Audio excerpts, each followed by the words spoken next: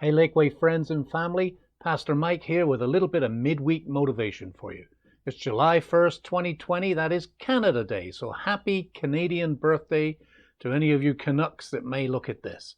I want to talk to you about two passages of Scripture, one from 1 Corinthians and one from 2 Corinthians, and they both kind of relate back to the themes that I talked about last week and on Sunday morning, and that's the contrast between the physical world, the material world in which we live, and the senses that help us experience that world, our senses of sight, hearing, taste, touch, smell, and the spiritual world all around us, and our faith that helps us experience the spiritual world.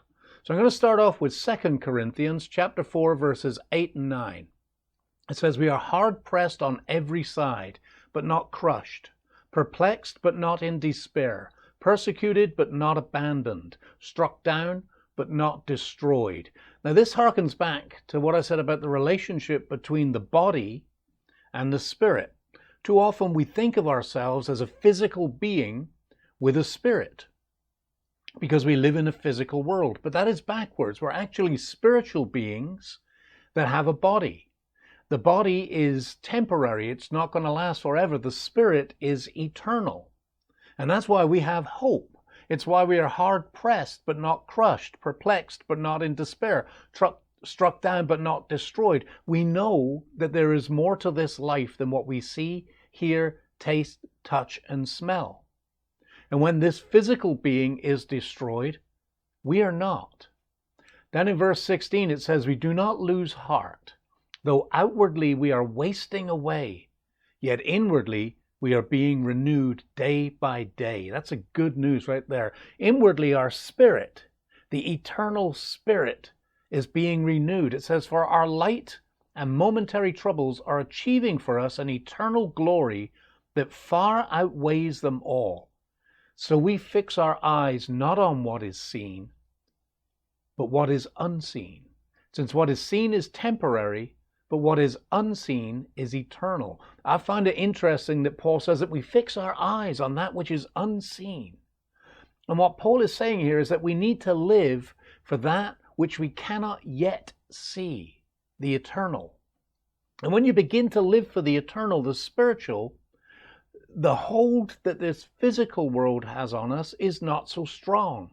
That's why Paul often talks about the battle between the spiritual and the physical, and renouncing the sins of the flesh. The more that you focus on the hereafter, on the spiritual side of this, the less that this physical world has a hold of you. And when you begin to live for that which is beyond the physical, we are better able to deal with the difficulties of the physical world.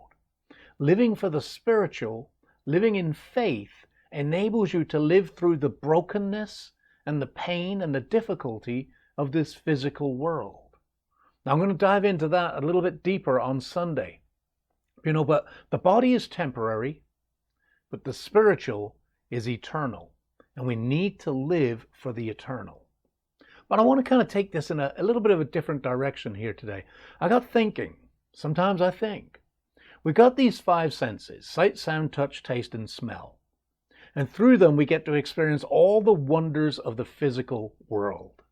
And if you know me, you know I love to go out and sit by the lake. As much as I can, I like to go out to Lake Lewis, out to Hidden Cove, away from everybody, and just sit and kind of soak it in.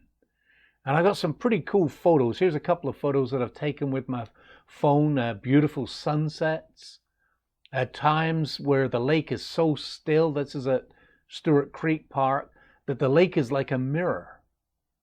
And then when you add to those beautiful sights, especially at night when the stars are out, you've got the reflection of all the lights in the water, then there's the sounds of the birds in nature all around, the crickets.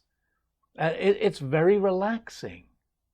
And sometimes I'll take some food out to the lake, get a little fire going, some sausage, some chicken, maybe some grapes or cheese or bread, something good to drink. So now I'm fully engaged in this physical world: the sights, the sounds, the smell of the food, the taste of the food, the feel of a cool wind coming off the lake onto your face.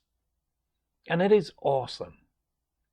But I got to thinking about I was out there earlier today, actually, and I got to thinking about this other passage of Scripture from 1 Corinthians 2, chapter 9. And it says, as it is written, what no eye has seen, what no ear has heard, what no human mind has conceived, the things God has prepared for those who love him.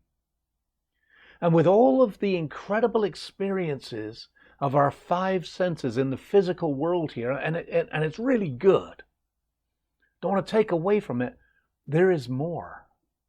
More than we could even imagine. Now think about this.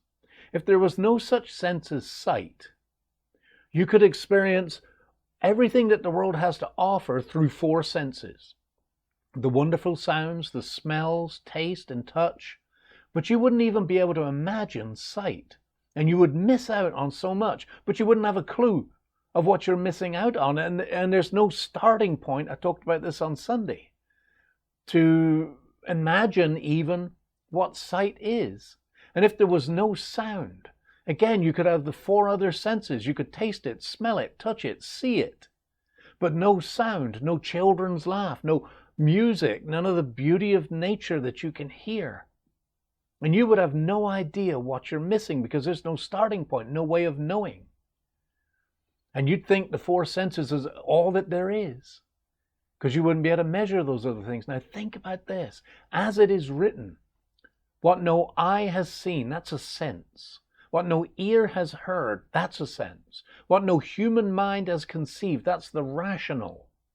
The things that God has prepared for those who love him. Now here's what I wonder. What other senses might there be?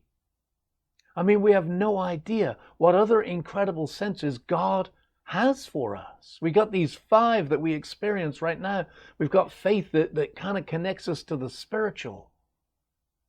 But here's why living beyond the physical that we see, taste, touch, smell, feel, here's why we've got to live beyond that, because this is just a sampling. This is a precursor to the reality of what God has for each one of us. What no eye has seen, what no ear has heard, what no mind can perceive. How do we live for that we cannot yet see, hear, or perceive? Join us on Sunday and we'll dive down into that a little bit deeper. Hey, I love you, Lakeway. I love your friends and family. Happy Canada Day to the rest of you. Hey, and July 4th is coming up. Happy birthday, USA. You know what's sad about Canada Day in the USA? You both kicked the same people out.